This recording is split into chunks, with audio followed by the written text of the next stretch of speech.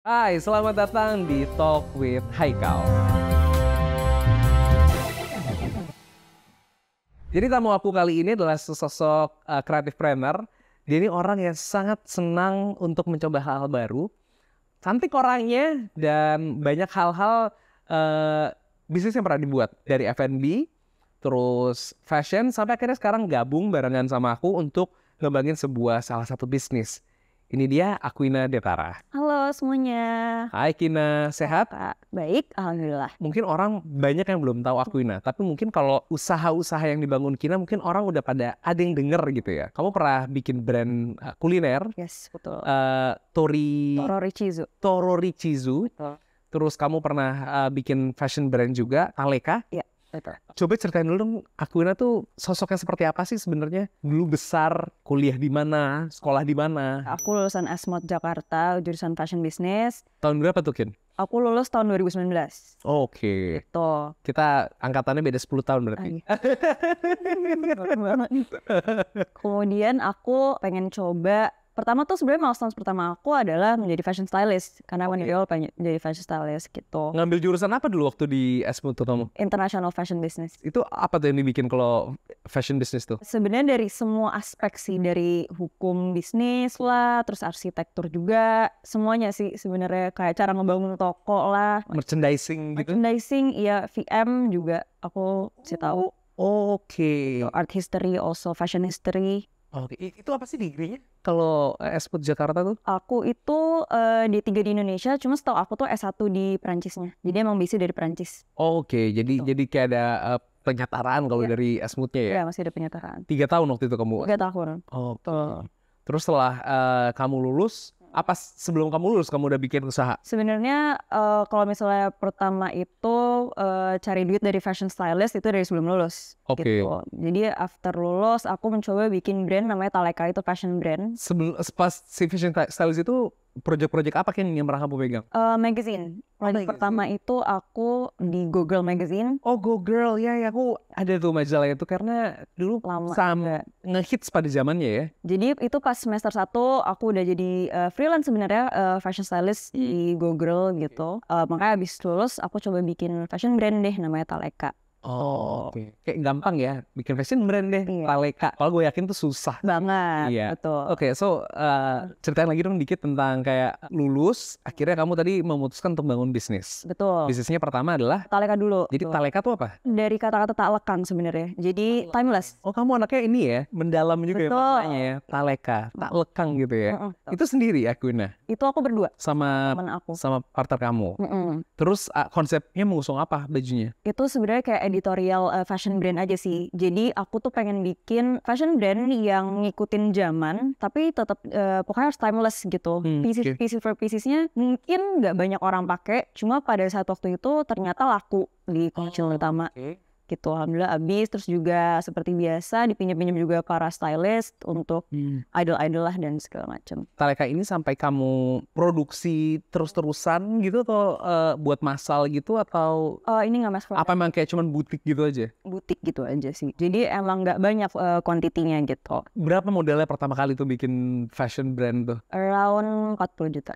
40 juta tuh ya. Berarti bikin bisnis 40 juta aja udah mulai bisa bikin bisnis ya? Iya. Koleksi berarti cuma satu cycle waktu itu? Iya, betul. Jadi waktu itu aku tujuannya emang membangun awareness dulu aja sama target market yang tepat. Setelah kamu bikin Taleka, kamu sempat kerja kantoran? Betul. Oke, di bidang apa dulu, Kin? Fashion marketing. Oh, fashion marketing. Selama berapa tahun tuh? Jadi dia tuh yang ngirimin desainer-desainer di Asia untuk ke Paris Fashion Week. Oh, wow. Gitu. Keren banget. Terus sama yang aku urusin tuh fashion student yang pengen magang di desainer luar negeri di Paris. Kita jual programnya. Apa yang kamu dapetin tuh selama kamu kerja di sana? Tiap bulan pasti ada target lah ya, dan alhamdulillah kayak aku selalu bisa lah untuk approach orang, terus belajar komunikasi juga sama orang, kayak gimana cara narik consumer yang baik gitu. Berapa lama Kina di sana dulu? Kayak sekitar 6 bulan, karena setelah itu kantornya menjadi kantor yang freelance aja. Oh, oke, jadi nggak ada. Karena pandemi. Oh, akhirnya kamu keluar, si kue-kuean itu tuh? Oke, jadi itu adalah sebelum munculnya Toro Richizu. Toro Richizu itu adalah brand aku sama papaku. Jadi aku banget sih kayak usaha anak sama bokap gitu ya. Sebenarnya itu yang awalnya tuh cuma coba-coba. Jadi aku inget banget lagi dandan gitu, terus papa kasih coba. Jadi di tahun 2019 itu aku sempat ke Jepang, terus cobain lah si shoe itu gitu. Papa kasih, terus papa coba remake. Emang papa tuh suka banget sama baking. Oke. Gitu, terus kasih coba. Sebenarnya rasanya tuh bener mirip banget sama yang di Jepang. Pertamanya cuma ngirim-ngirim ke teman-teman doang, terus teman-teman bilang enak segala macam. Terus ya udah aku iseng banget karena papa tiap hari baking ya gitu. Iseng banget aku post di platform TikTok. Viral, bener-bener yang nonton kayak 1 juta deh. Terus abis itu yang order banyak banget, padahal packaging nggak ada dan segala macam. So aku membangun branding itu kayak bangun candi dalam 1 malam. Gitu. Ini kalau istilah orang tuh kayak berlayar sambil bangun kapal ya. Betul, itu banget sih. Jadi udah sambil jalan, sambil ya udah kurang ini, tambahin ini gitu ya. Jadi aku merasa apa yang kuat di diri aku itu adalah branding. Bagaimana self branding buat sebuah bisnis, aku merasa kayak gue oke banget di bidang itu gitu. 1 sampai 2 hari bikin branding, aku minta temen aku yang graphic designer, kayaknya bisnis Jepang ini nggak asal-asalan gitu. Jadi nggak norak yang apa gimana, jadi tetap ada DNA aku juga gitu. Kemudian logonya itu logo anak kecil, sebenarnya itu pas aku kecil. Gitu. Aku baru nggak loh. Itu fun fact. Tadi baru menebak gitu. Karena kan kamu baru posting foto kamu lagi jalan-jalan tuh. Aku kayak baru kayak iya ya, ini kayak kamu ya waktu kecil ya. Jadi tuh rambutnya pendek sebenarnya aku logonya. Sebenarnya awalnya tuh bukan shoe aja yang dijual. Jadi kan produk hero-nya adalah si shoe akrak-kelang yang dari Jepang ini kan. Gitu, tapi mungkin ternyata buat orang yang nggak paham shoe akrak-kelang tuh kayak sus, tapi ada atasnya, kayak sekarang udah banyak trennya deh yang atasnya crackling, kayak crackling in French, sebenarnya dari French, terus kayak tapi yang aku suka yang cobain pasti Jepang ya gitu. Jadi, itu ya kayak bread papa gitu kan sih? Iya, bread papa, tapi kalau bread papa tuh sus aja kan, dia nggak punya crackling di atasnya. Crackling tuh gula-gula yang ditabur di atasnya di heat di oven kalau nggak salah gitulah. Pada saat masa berkembangnya tuh kamu bisa handle berapa order sehari dan gimana cara kamu ngelakuinnya? Sehari ya, aku tuh dulu awalnya cuma berdua papa ya, dari kitchen yang biasa sampai bangun kitchen di sebelah rumah gitu.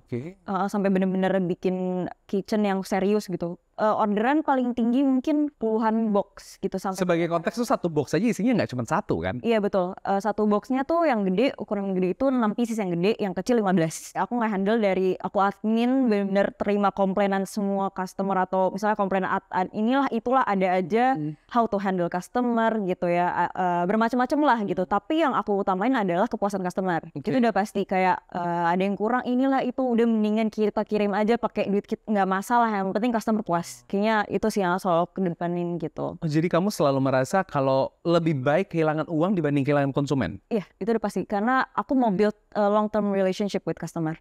Itu yang aku pengen adaptasiin untuk Toro Richizu. Itu sangat menarik sih. Jadi lebih baik kehilangan uang dibanding kehilangan konsumen. Karena mental seperti itu nggak banyak yang punya ya. Kayaknya itu paling penting. I guess it's not about the money aja gitu. Terus sampai akhirnya kamu bikin itu, terus kan akhirnya nggak terlalu kamu kembangin lagi. Kenapa? Sebenarnya selama aku 1 tahun lebih itu ngurusin Toro Richizu, jujur kayak lebih fisiknya capek banget. Jadi karena aku bukan bisnis emang semua capek. Betul. Tapi kayak balik lagi, aku tuh nggak pernah ada permasalahan ini kan berdua bisnis berdua papa ya gitu. Cuma nggak pernah ada permasalahan apa-apa. Cuma akunya yang pengen back to my roots gitu. Kayak pengen balik ke fashion deh. Kalau dulu pas bagi ini karena baru ya kayak bisnis bareng bokap, karena biasanya bisnis orang tua diturunin ke anak, tapi ini bisnis ngembangin bareng. Ayah sama anak perempuan gitu. Betul. Dulu bagi tugasnya gimana, Kin? Bagi tugasnya aku udah pasti bagian marketing, admin, ide-ide. Seperti biasa kayak aku berpikir bisa visioner dari beberapa bulan ke depan untuk bisnisnya. Papa bagian kitchen aja. Kenapa akhirnya Toro Richizu itu nggak terlalu gede banget? Mungkin karena kamunya juga kayak gue nggak mau fokus di sini lagi gitu kali ya? Di ujung-ujung sih. Sebenarnya pas dari awal sampai pertengahan tuh dia masih hype banget. Kayak sampai di-review sama Nagita Slavina lah, dibeli sama Rachel P-nya. Itu beberapa milestones yang aku ini banget. Bukan endorse itu? Enggak, itu enggak endorse. Aku jadi awalnya ngirim dulu nih ke Nagita Slavina, terus dia nge-review lagi di YouTube-nya. Gitu. Karena dia suka beneran. Karena dia suka beneran. Timnya kayak suka banget sih. Sampai sekarang sebenarnya kita masih mau diliput beberapa media. Cuma emang sekarang SDM-nya back to papa lagi yang ngurusin gitu. Oke. Itu sih. Dan orang-orang mungkin lebih aware di offline ya setelah pandemi. gitu. Itu yang papa sadar. Jadi kamu pada saat pandemi itu tokonya nggak ada fisiknya? Ada fisiknya. Jadi kita sempat buka di Jakarta Barat di satu. Jadi awal tuh bazar dulu, terus orangnya kayak willing tuh, ya udah deh lo buka aja di sini coba. Salesnya oke. Terus kita juga ada di Jati Bening. Kita awalnya PO dulu di Bekasi. Ada orang lah yang pengen cobain bisnis bareng lah gitu. Berdasarkan aku lihat market di Bekasi tuh gede banget buat Orori. Kita bukalah di Jati Bening. Tapi kita kan bisa belajar dari kesuksesan dan kegagalan ya. Apa yang akhirnya what went wrong gitu? Kenapa akhirnya sampai beberapa cabangnya tutup? Perkara ini sih, balik lagi aku yang pengen back to my roots. Jadi menurut aku marketing itu adalah pilar yang cukup sangat penting dalam bisnis. Jadi yang menjalankan marketing itu waktu itu adalah aku. Sampai urusan desain gitu, misalnya tetap emang graphic design gitu ya, cuma ya balik lagi gitu, akunya pengen balik lagi ke fashion gitu, jadi mesti cari SDM lain. Akhirnya gabung ke tempat yang aku bikin di Kini Fashion. Kenapa akhirnya kamu mau gabung ke Kini Fashion? Balik ke darah daging aku, fashion, bener-bener. Dulunya tuh aku menghindari banget, kayak capek ya balik ke fashion industry gitu ya, cuma gue gak bisa bohong, kayak aku bilang sama diri aku, gue gak bisa bohong lah gitu, jadi aku... Kamu tuh suka? Suka apa yang kamu suka dari fashion? Nuangin ide kreativitas. Oke. Mungkin lebih sekarang menyalurkan ide kreatif aku lebih realistis ya gitu dengan mentor yang aku punya. Terus sebenarnya aku cinta banget sama fashion industry dari aku SMA, dari aku kecil sebenarnya. Jadi pas sekarang ada ya aku tuangin semua ide kreativitas itu. Oke. Dan di Kini Fashion kamu jadi brand manager. Betul. Apa aja tuh yang kamu kerjain di Kini Fashion? Jadi brand pertama yang aku urusin adalah House of Kini. House of Kini adalah brand yang mengusung tema self love gitu, tentang itu juga sebenarnya women's wear. Dan juga yang kedua adalah Tantri Namira Official. Aku rebranding lah untuk TNO dari yang tadinya Namira The Label. By the way juga fun fact, aku penggemar berat Namira The Label NTL dari 2014. Oh ya? Betul. Oh, ini aku baru tahu. Jadi tuh aku udah suka banget si asymmetrical dan black and white itu tuh sangat amat menjadi kista lah si NTL. Terus aku sekarang dipercayai oleh Kak Namira menjadi brand manager untuk TNO juga. Tadi bikin bisnis, terus akhirnya sekarang jadi brand manager buat House of Kini yang punya identitas gayanya kan cukup unik ya aku lihat ya, yang sangat warna-warni yang kalau menurut aku kayak nggak kamu banget sebenarnya. Gimana caranya kamu menjadi seorang brand manager dari brand yang kamu rasa tuh bukan kamu banget? Awalnya kalau misalnya diomongin warna-warni, awalnya itu aku warna-warni lumayan lah seperti Kanamira gitu. Cuma lama-lama kalau misalnya aku mau ngurusin brand per brand, itu aku harus naruh hati di situ gitu. Gimana cara nuangin DNA aku tetap ada dengan menggabungkan klien. Ibarat kata kan sebenarnya Kanamira ini adalah klien gitu. Ya itu yang aku urusin sebenarnya. Pun di TNO. Nah kemudian di TNO adalah menyalurkan diri aku kepada TNO. Sebenarnya itu identity yang aku rasain kayak, ini identity gue. Gue kebetulan juga identity yang aku pakai sekarang atau yang diri aku adalah yang market suka. Aku kayak sepertinya laku nih di pasaran. Ini menarik karena brand mungkin House of Kini brand baru, jadi lebih gampang nge-craftingnya gitu ya, kayak ya udah dia nggak punya beban apapun gitu ya. Tapi brand yang dulu sudah ada Namira The Label dari 2014, terus akhirnya berubah jadi Tantri Namira Official yang punya gaya yang sangat berbeda, kan nggak gampang ya untuk nge-revamp dan akhirnya bisa ngejalanin. Itu gimana caranya kamu lakuin itu? Soal rebranding, aku udah lumayan hatam lah soal textbooknya segala macam. Cuma when it comes to reality, kita harus tahu nih. Gak segampang itu. Gak segampang itu.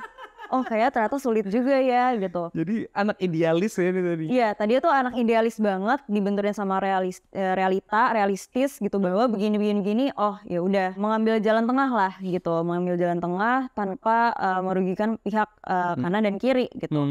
Cara aku merebranding si TNO ini memberikan identity yang aku punya sekarang yang tadi aku bilang gitu. Karena aku merasa kayaknya bisa deh ada beberapa produk kalau misalnya gue tuangin DNA gue ini bakal laku. Contoh yang kamu pakai hari ini hijabnya tuh hijab dari Tantri Namira. Ini adalah hijab TNO. Ini adalah hijab fenomenal di tahun ini menurut aku. Weh, banget sih. Kenapa tuh hijab fenomenal Gin? Karena bahannya sih, bahan apa sih dia? Ini bahannya adalah satin silk. Cuma beda, we're different, we're another level lah. Selalu aku bilang kayak gini.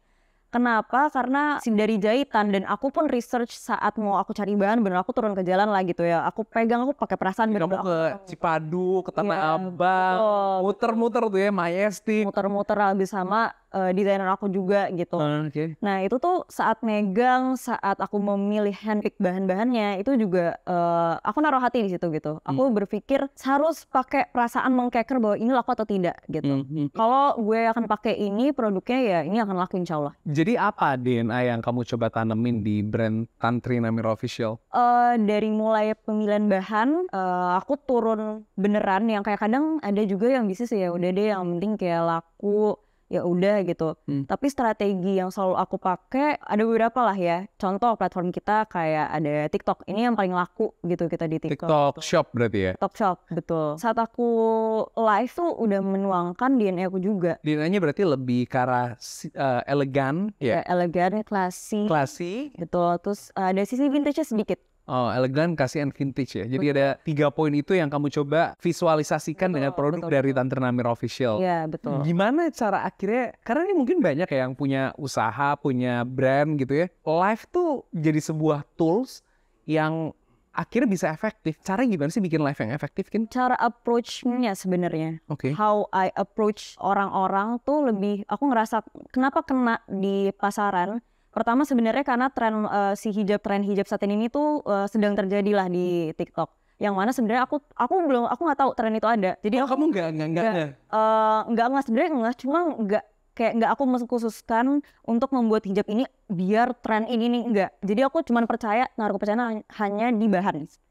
Bahan ini akan laku, udah gitu aja. Aku nggak ngelihat tren, nggak ngelihat apa. Jadi saat aku membuat brand atau saat aku membuat produk, aku nggak mengikuti tren, tapi aku lebih membuat tren itu gitu. Cuma ternyata si hijab ini memang sudah tren gitu, dan aku percaya bahannya gitu.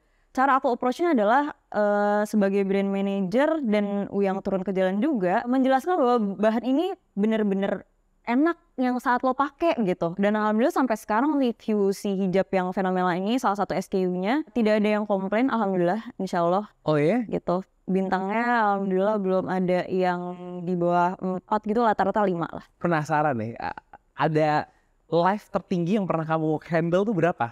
Berapa juta kamu bisa dapat ketika kamu sekali live? Sekitar ya 20-30 lah. 20-30 juta? Betul, alhamdulillah. Itu Ramadan?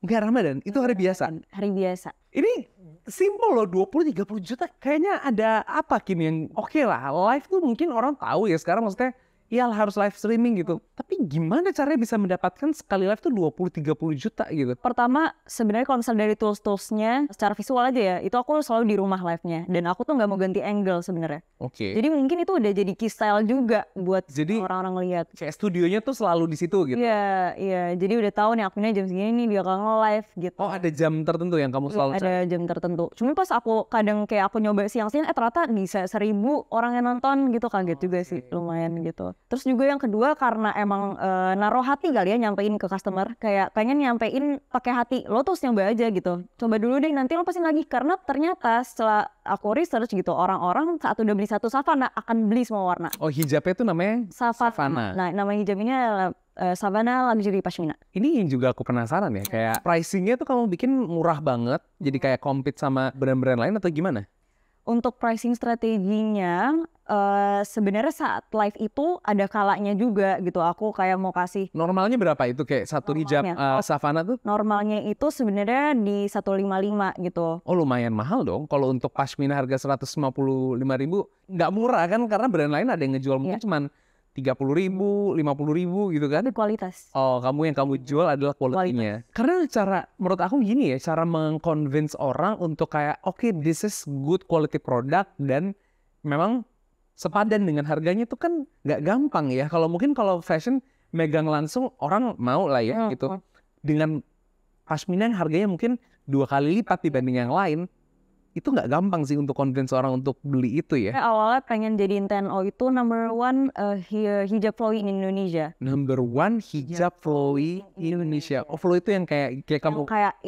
Yang selalu aku sampaikan ke orang-orang saat lo memakai hijab Savana ini salah satunya. Ini target marketnya adalah orang-orang pemula yang ingin terlihat draping, si hijabnya draping ini cantik. Jadi cepet. Jadi saat aku di live pun aku emang cepet untuk nge-stylinginnya. Dan emang bener-bener kata-kata untuk kayak ya ini buat orang pemula pengen kelihatan cantik, cepet, drapingnya secantik ini ya pakainya TNO. Ada ininya khusus nggak kayak packaging khusus kah kayak membuat jadi bisa lebih kelihatan premium tuh? Ada, kita pakai tas root gitu, terus ada tulisan TNO-nya juga.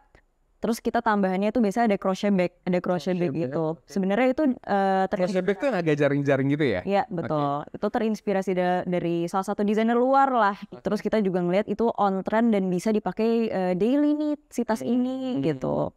Tapi nanti di collection selanjutnya kita ada tas lagi, jadi kayak tunggu aja. Ketika kamu membangun sebuah brand, yang kamu mengelola sebuah brand gitu, kamu punya tim kan?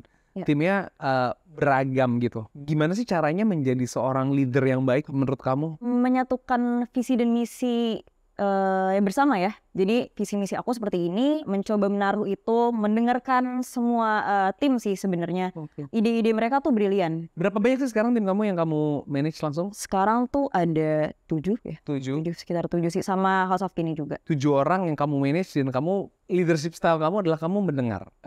Pendengar. Iya.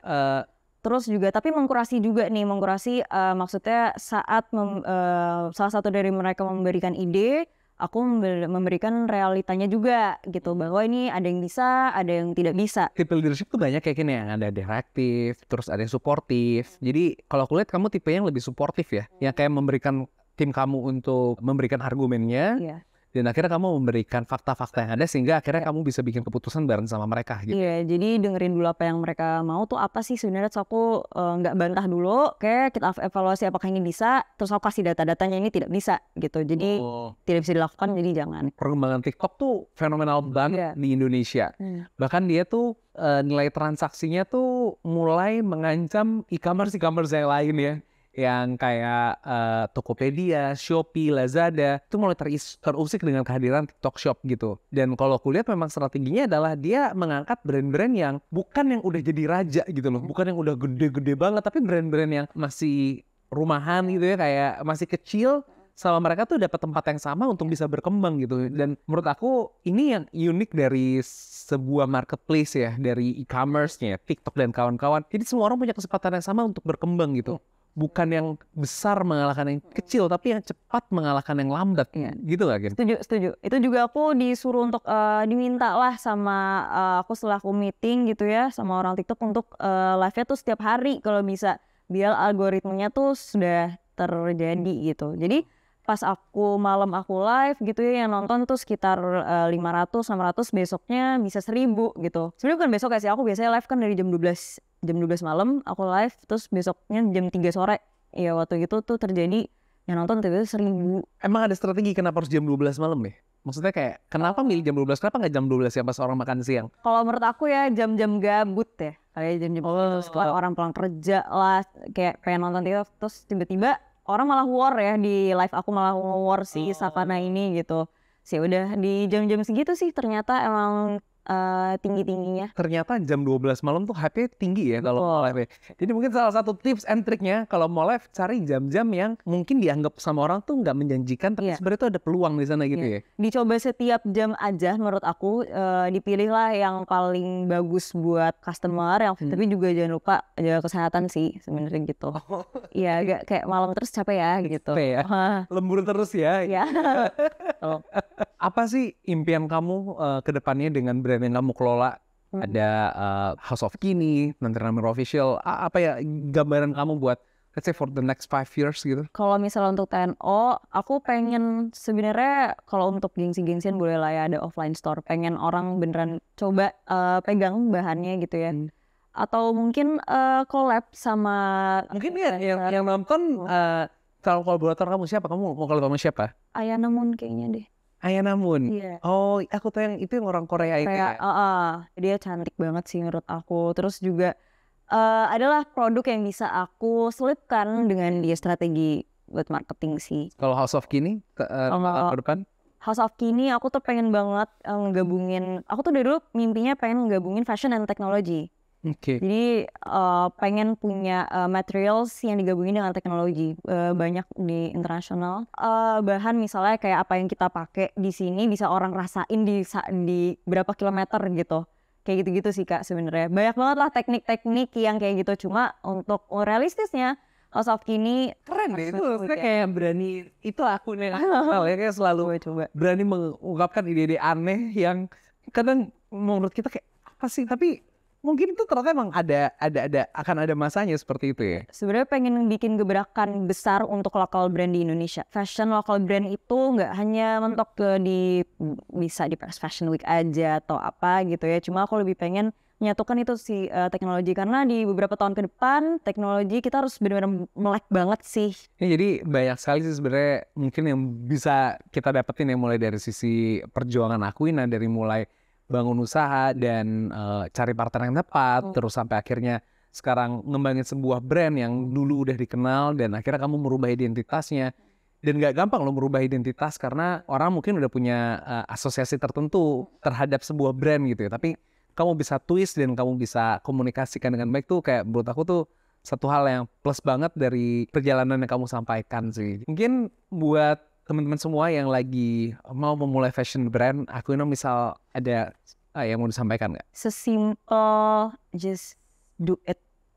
Mungkin ada beberapa yang berpikir idealis terus gitu. Aku yakin banget di sana fashion student khususnya, aku yakin banget kalian pengen menuangkan idealisme kalian dengan kreativitas Ina itu. Ya kalau misalnya kalian ya kayak raya banget ya nggak apa-apa gitu. Cuma kalau misalnya emang mau bener-bener mau build fashion brand untuk mencari cuan real, ya just do it dari kecil aja.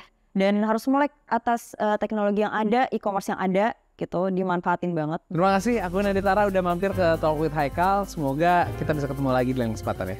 Bye-bye.